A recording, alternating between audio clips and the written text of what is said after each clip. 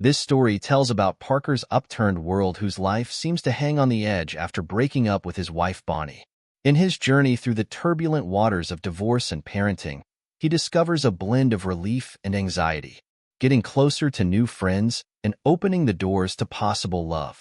Ultimately, Parker realizes that in his pursuit of a new life and new relationships, he can find not only healing but also a fresh start.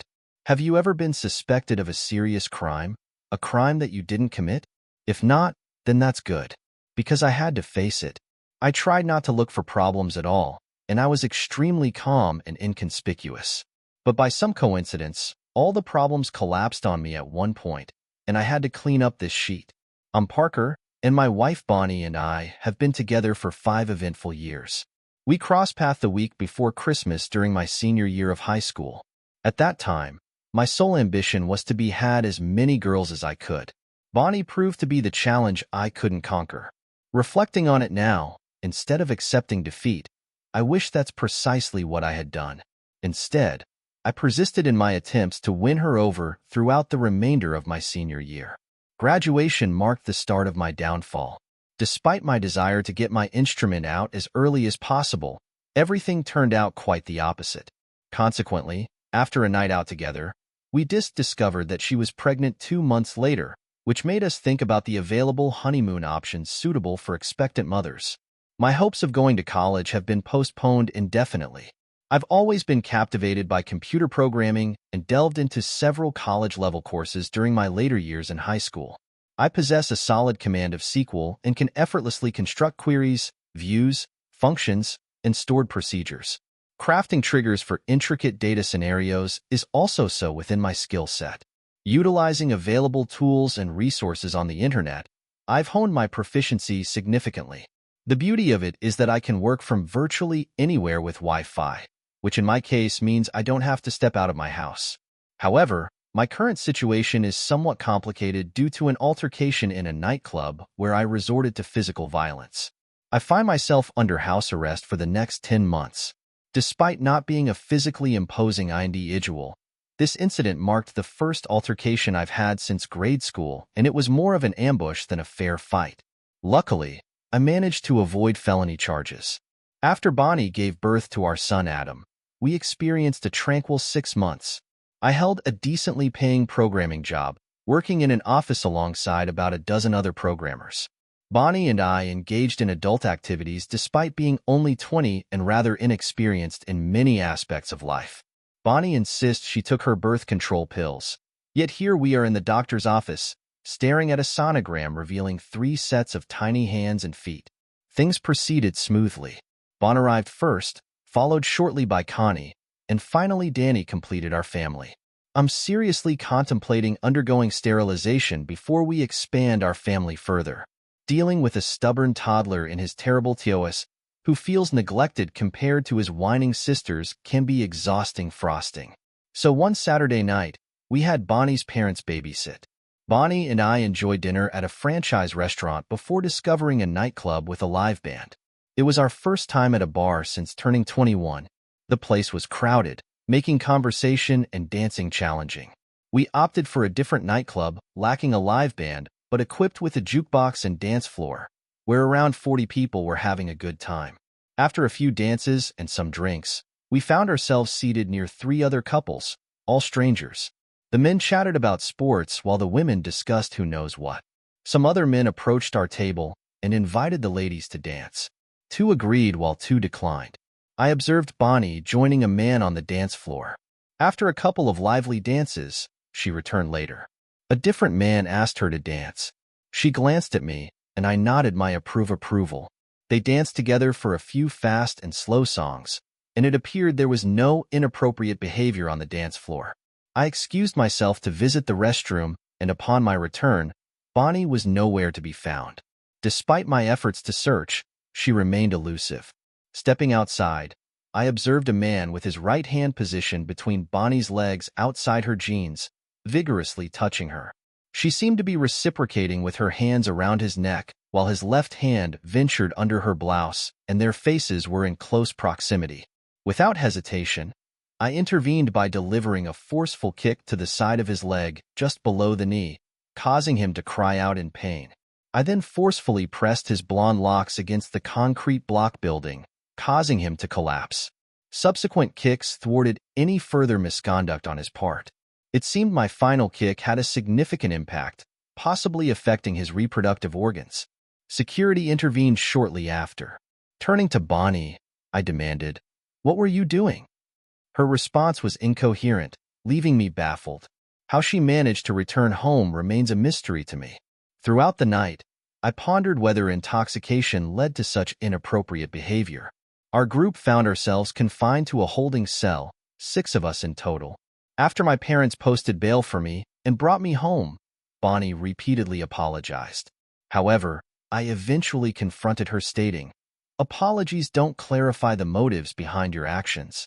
When you're ready to explain, I'll be all ears, but until then, please refrain from speaking." Despite my request, no explanation was ever provided. Sexual intimacy declined as the tension in the household persisted. Bonnie made efforts to avoid conflicts.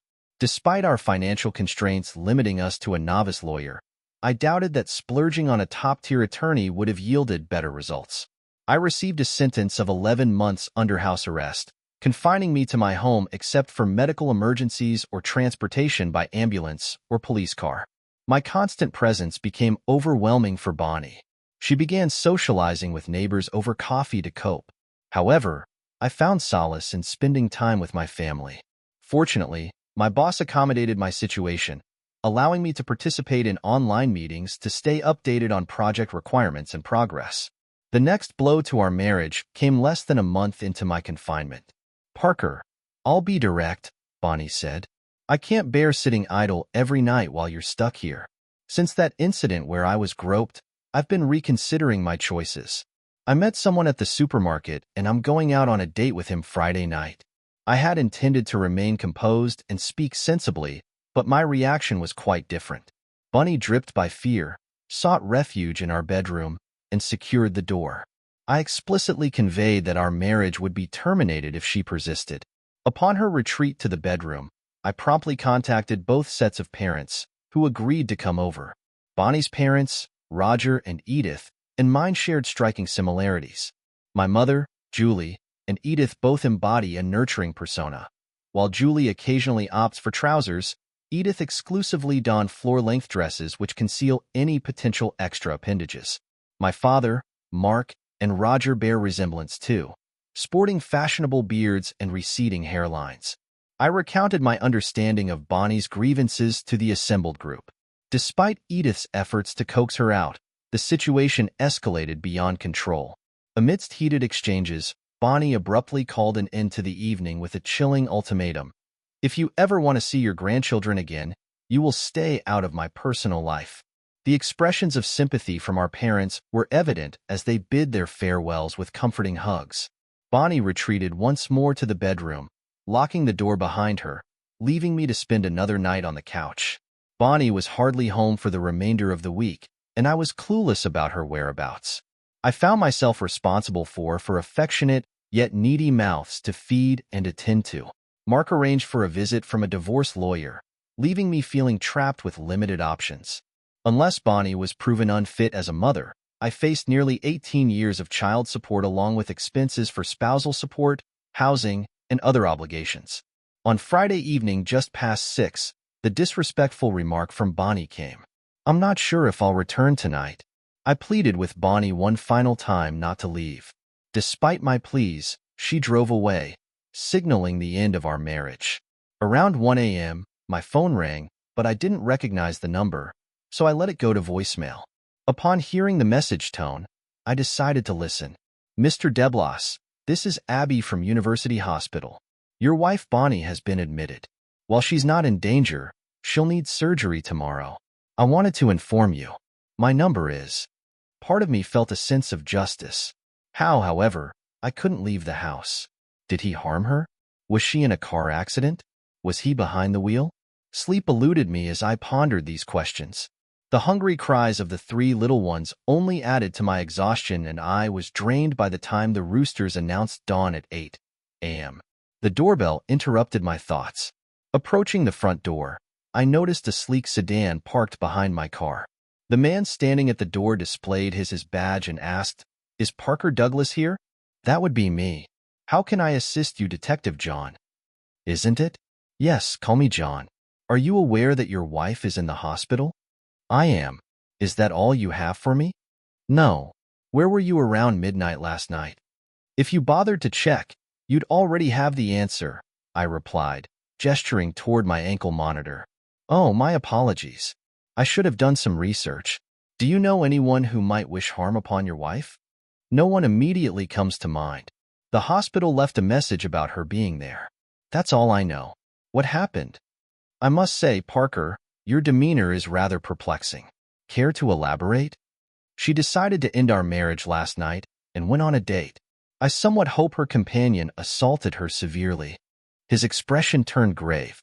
"Nothing of that sort. At least not as far as I know. As she was leaving a motel room, she was physically attacked. There's no indication of sexual assault from her. Her face is badly bruised, but the most severe damage is to her left hand. Each finger was broken with a hammer. They left a message on her face with a black marker. Choices have consequences." Despite the grim news, I found myself smiling. I had no involvement whatsoever in this. "I can't help you, John. If you'll excuse me, I hear children who need feeding." Again, I considered reaching out to Bonnie's parents to inform them of what I knew, but ultimately I decided Bonnie should handle that conversation herself. The day was filled with the usual chaos of caring for the children, feeding, bathing, changing diapers, and repeat. I barely had time to spare for 10 minutes of television vision, and my programming projects were piling up, indicating another late night of coding ahead. Just past 4 p.m., my phone rang, displaying Bonnie's name on the caller ID. I chose to let it go to voicemail. "Parker, I don't know if you're aware, but I was assaulted last night. They performed surgery on my left hand today. All my fingers and thumb are broken and my entire hand is in a cast. Could you arrange for someone to drop off a change of clothes for when I come home tomorrow? How are my babies? Please give me a call. It's as if I'm a damn caretaker. Screw you. Put on your provocative outfit and go home." During dinner, my favorite detective showed up at my doorstep. "Mr. Deblas, I have a search warrant for your residence." "John, no need to be so formal. Please come in. Would you like something to drink?" "No, thank you." I remained silent as they seized my computers and engaged in thorough searching. John's assistants exchanged looks indicating they found nothing. "John, what's happening?" "There's been a related assault. It appears to be a case of sexual retaliation. We've connected this individual to your wife. His genitals were mutilated with the same message written on his face in black marker." "I wife's mutilated. That must be painful. Similar to Bonnie's assault. I had no involvement in this whatsoever." "Well, it seems like Kara's caught up with him. Best of luck with your investigation." "Oh, and since you're confiscating my phone, could you please call my dad for me?" John dialed Mark's number. I asked him if he could lend me a laptop and get me a cheap disposable phone. My parents arrived with dinner, and I briefed them on what I knew. My mom wasted what I was already thinking. She deserves it. Bonnie continued to send additional messages portraying herself as the victim of a random incident, rather than expressing any remorse for her decision to end the marriage. I chose not to engage with her voicemails or texts. On Sunday around noon, she was dropped off at our house by a car. The children were thrilled to see her. I made an effort to stay in other parts of the house for the rest of the day. Despite her struggles with the children, I ignored her requests for assistance. "If you're unable to handle something, then retreat to the bedroom and I'll take care of it. Parker, please don't act this way. We're still married. I'll be in this cast for at least 10 weeks. I need your cooperation." I disregarded her and entered my office space with headphones on and music blocking out my surroundings. I managed to accomplish some work. I caught the SC of dinner cooking and sends a tap on my shoulder. Bonnie passed me a note. "The kids need baths. I can't risk getting my cast wet." I'll be in the bedroom when John returned my computers and phone. He informed me that my browser history and cell phone activity were of no use to them. It was satisfying to be able to say, "I told you so." Bonnie inquired JN about the recovery of her rings. She had been wearing my wedding band along with her maternal grandmother's wed band. Apparently, the attackers removed them before injuring her fingers.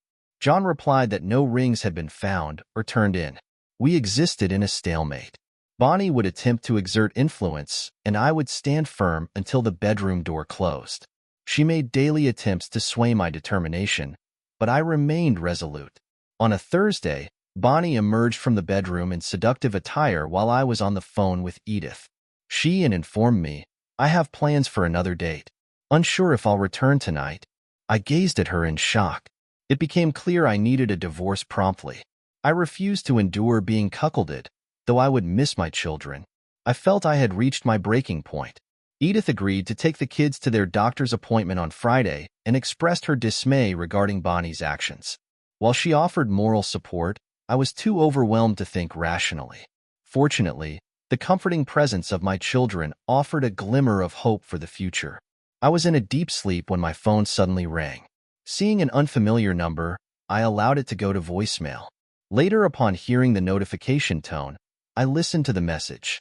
"Mr. Deblas, this is Mary from University Hospital. Your wife Bonnie has been admitted. I'm reaching out as a courtesy. You can reach me at..." What in the world was this?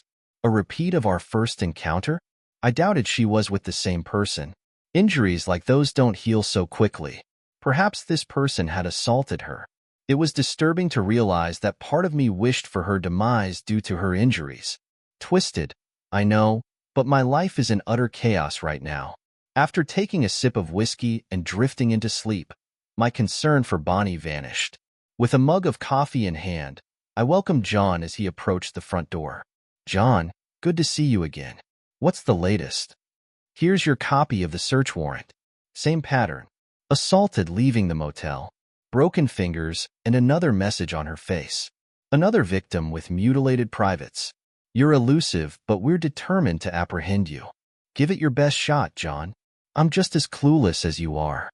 Same message on the man. Yes. On Bonnie, a second message. "You're a slow learner. Feet are next. You mentioned broken fingers. Right hand this time?" "That's correct. She'll be incapacitated for quite some time. Unfortunate for her. Don't expect me to come to her aid." Before they confiscated my phones, I phoned my dad to request borrowing his laptop once more. Additionally, I mentioned needing another disposable phone. Fortunately, all my work is stored in the cloud. I had the foresight to create backups of everything, transfer them onto thumb drives, and entrust him to my dad for safekeeping. On Friday around 4 p.m., I received a call from Bonnie. Well, not exactly Bonnie herself, but someone calling on her behalf. She sounded distressed, fring about how she would manage this and that, kept on complaining, oblivious to the fact that I couldn't care less. Perhaps her parents will provide her with shelter. During dinner, Julie stopped by and assisted with looking after the children. When my phone rang, she noticed it was Bonnie and answered, activating the speakerphone. "Parker, you need to assist me." "Bonnie, this is Julie. Don't expect Parker or any of his acquaintances to aid someone like you." "Julie, I've told you to refrain from meddling in my personal affairs. Put Parker on the line." She offered me the phone, but I declined. So she ended the call. On Sunday, Bonnie attempted to contact me again. She let it go to voicemail. "Parker, if I return home, will you support me? Please call." I didn't call back. I have no knowledge of her whereabouts. John returned my electronics a few days earlier before with the same warning that they still suspect my involvement. Monday morning, I was surprised by an unexpected visitor. "Edith, what brings you here?" "I'm here to assist you with the children." "What about Bunny? Isn't she staying with you?" "No, she asked us to mind our own business, so we've stopped answering her calls. We haven't seen her since the night she instructed us to stay out of her life. I believe she's staying with one of her friends, possibly someone from her wedding party." "In that case, please come in. Would you like some coffee?" "Black, please." "Where are my babies?" Edith stayed out of my way and spent the entire day looking after the children when they were asleep. She took care of the laundry and did some general cleaning. Initially, I thought it was just for one day, but she has returned every day since. Some days, Roger joins her. I managed to catch up on my work projects and even had time for a guilt-free nap. I haven't received any communication from Bonnie, and Edith confirmed she hasn't either. My attorney suggested it was an opportune moment to initiate divorce proceedings, considering that Bonnie has effectively abandoned the children. With Edith staying for dinner, I can structure my day as if I were still married. The previously chaotic days have now settled into a tranquil rhythm. However, this newfound calmness allows ample time for me to contemplate my situation with Bonnie and nurture my resentment. My mother visits several times a week, too. The grandparents have a much better relationship than Bonnie and I ever did. When the kids have a medical appointment, one of the grandparents usually takes them. Once the paperwork was prepared, Bonnie was served. Her voicemails were filled with explicit language and threats. I chose not to delete them, thinking they might offer the court a clearer understanding of Bonnie's behavior. Given my limited mobility, the lawyers' meetings took place in my front yard. I hoped this would bring in an added layer of shame for Bonnie. They were determined to argue for Bonnie's custody rights and to secure child support from me. We made similar claims against Bonnie, asserting that she needed to find employment to contribute to child support. Given her skill set, it seemed unlikely she could manage this without resorting to earnings from escort services. The initial court hearing didn't go well for Bonnie. My lawyer portrayed me as the sole provider for the children over the past 8 weeks. They countered this by stating that due to her injuries, Bonnie couldn't use her hands. When questioned why I wasn't assisting her, my attorney presented depositions from Bonnie's 2 lovers with injured genitalia. I affirmed that I didn't approve of Bonnie engaging in extramarital affairs. Bonnie and her legal team huddled for several minutes. Their final move was presenting a piece of paper containing a cautionary message to Bonnie. My lawyer contended that the note could have been fabricated solely for dramatic effect. Bonnie's lawyers lacked evidence regarding the origin of the note. I was not involved in its creation. Now we await further proceedings. The court requested additional documentation from Bonnie regarding her abandonment of the children. According to my attorney, this development bodes well for our case. After the left-hand cast was removed, Bonnie entered the house. She found all of her belongings crammed into the laundry room, which infuriated her. My lawyer advised me to let her back in, as not doing so would create a negative impression. Despite my hope that the children would reject Bonnie, they didn't. While holding Connie, she attempted a different approach. "Parker, what do I need to do to move past this? I still love you, and I believe you love me too. I'm sorry for hurting you. I was immature, but I've grown a lot in the past 3 months. Bonnie, you're mistaken. I no longer love you. The sooner I can remove you from my life, the better. I'm not leaving. You'll still have to deal with me when you visit your children." I grew increasingly frustrated, prompting me to head to my office. Our upcoming court date drew nearer. Bonnie was asleep on the couch, and we continued to avoid each other almost constantly, similar to before when she had only one functional hand. I took care of matters once Bonnie was confined to her room. When our case was called, Bonnie appeared pleased to see her parents' prison, although she hadn't seen them since the argument preceding her first court appearance. She waved at them, but they ignored her. Her demeanor shifted when my attorney summoned Edith to the stand. "Edith, may I address you as such?" "Yes." "Bonnie is your daughter, was? We disown her now.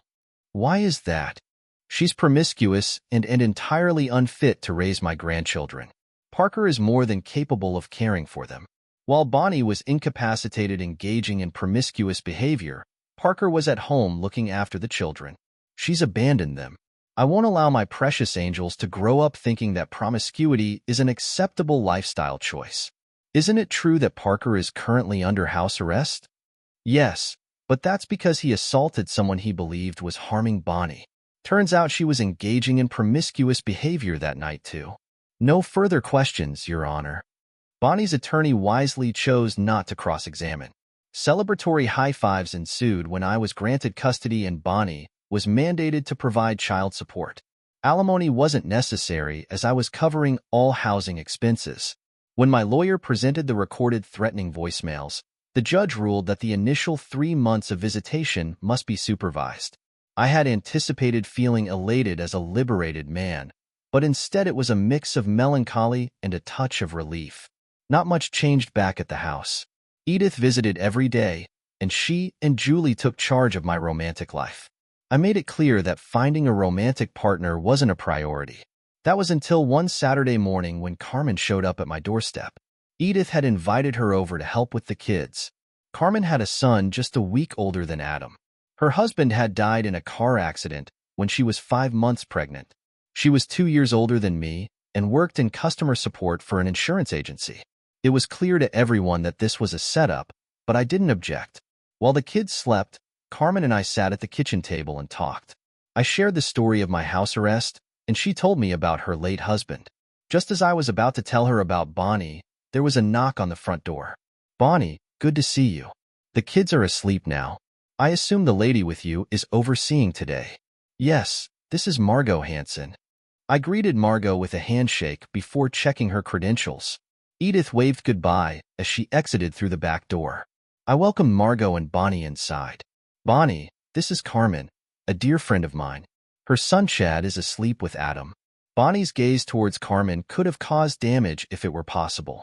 Carmen, however, maintained a wide smile and greeted Bonnie softly. "Nice to meet you, Bonnie." Bonnie roused the children while I escorted Carmen to the door. "Would you like me to bring dinner tonight? After all, we're close friends." Without hesitation, I leaned in for a kiss, which was reciprocated. "I'd love that. See you tonight." Bonnie observed closely as I interacted with Carmen. Everyone watched as Carmen waved from her car while driving off. For hours later, as Bonnie and Margot departed at the end of their scheduled visit, I found myself excited at the thought of having dinner with a woman for the first time in 6 months. After feeding the kids and putting them down for a nap, I took a quick shower, shaved, and applied a touch of aftershave. I selected a nice shirt and clean pair of jeans. While I was changing, the doorbell rang. Carmen had changed clothes too. She assisted me with the hands while the boys were playing. The casserole she brought was enough to last me for several days. We conversed until nearly midnight, which I truly appreciated. Carmen wasn't merely a passive listener.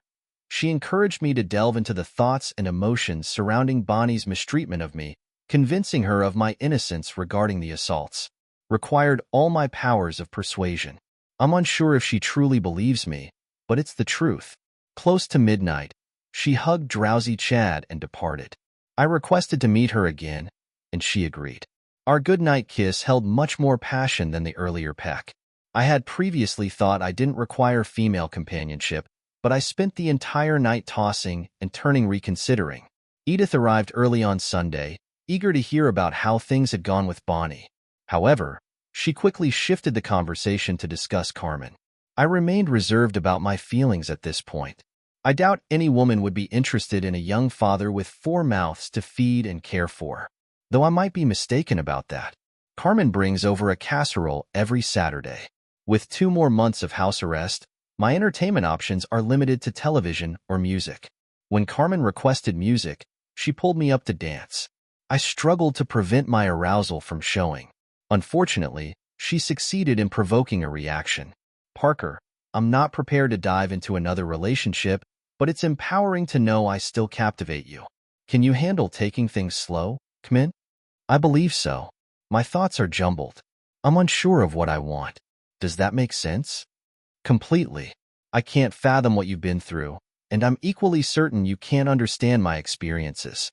It will take time." Edith had entrusted me with looking after the kids during weekends. On Tuesday, she asked me to take a seat. "Parker, I don't want to control your life." "Well, maybe a bit. I had a chat with Carmen's mom last night. They reside on the East Coast. She mentioned that Carmen's car had broken down and she couldn't afford repairs with rent and childcare expenses. She barely had a few $100 left each month. Do you think we could take care of Chad and save her the childcare costs?" "Mom, I believe it would be a thoughtful gesture from us, but I'd still need your assistance. How much does she need for the car repairs? I feel like I owe her for the casserole she's been bringing over." "Thank you, Parker. I'll find out about the car." The next morning, Carmen showed up at my doorstep. A lady sat in the driver's seat, waving at me. Carmen had a spark in her eyes. "Thank you, Parker.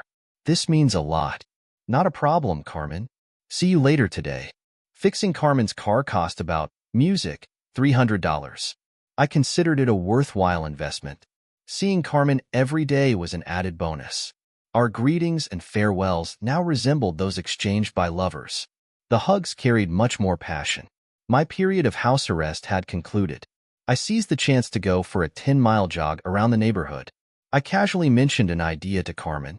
Could you possibly arrange to have Friday off? I'm thinking of planning a full-day date for us. Edith can look after the kids.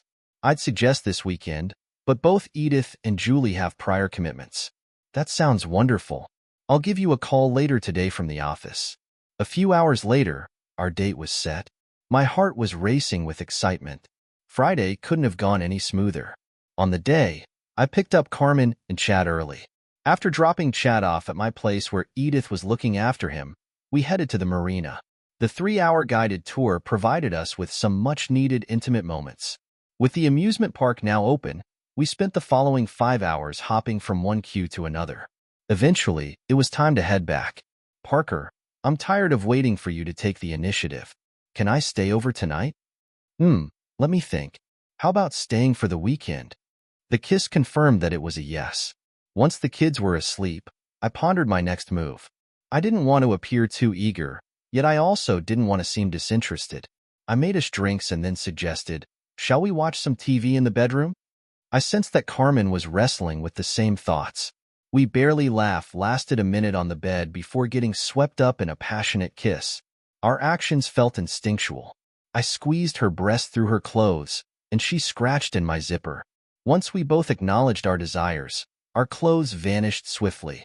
The glow of the television provided enough light to reveal our toned bodies.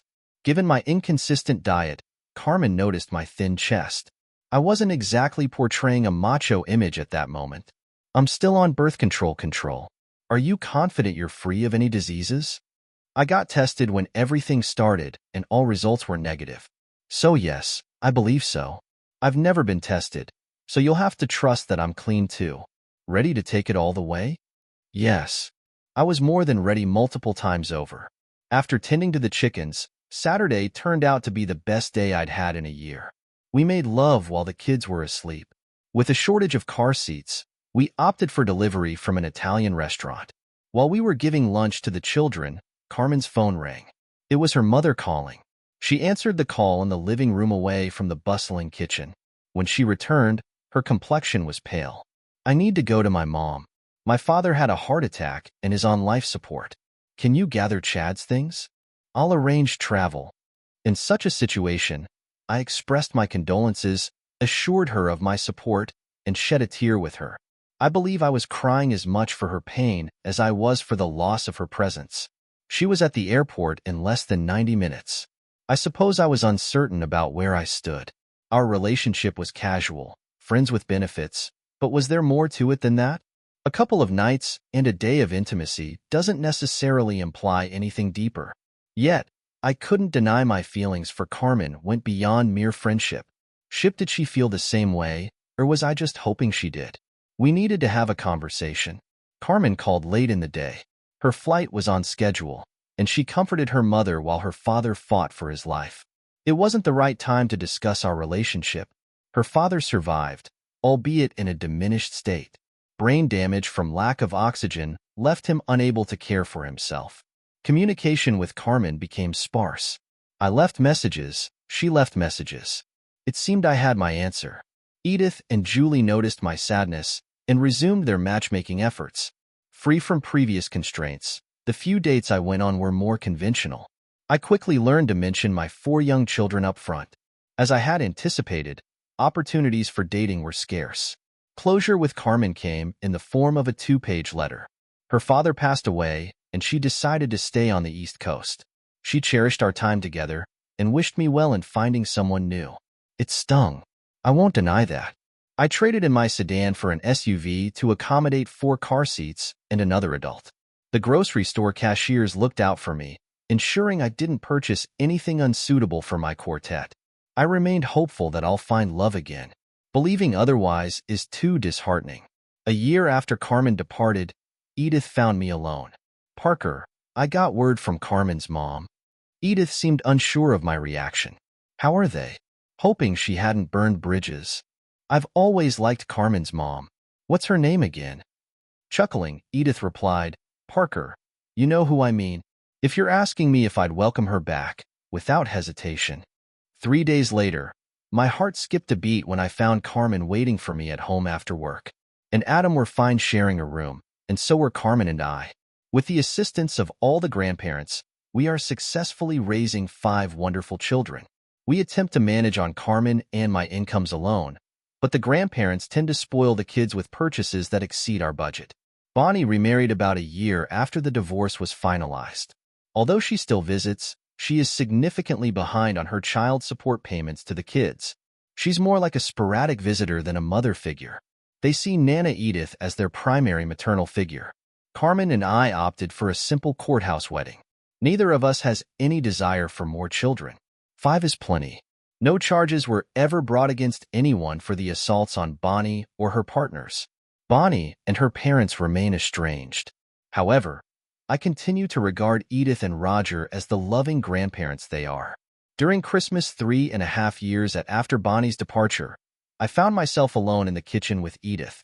Curious, I inquired about the 2 rings she wore. She spun the one on her ring finger and then the other on her pinky. "These," she said with a wink, "this one is my wedding band and this one belonged to my mother."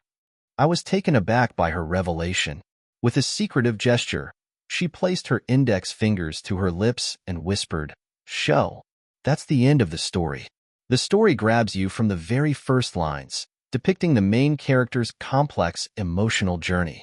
I was captivated as I followed him through disappointments, hopes, and unpredictable twists of fate. Parker's experiences make you reflect on how we endure and overcome difficulties in life.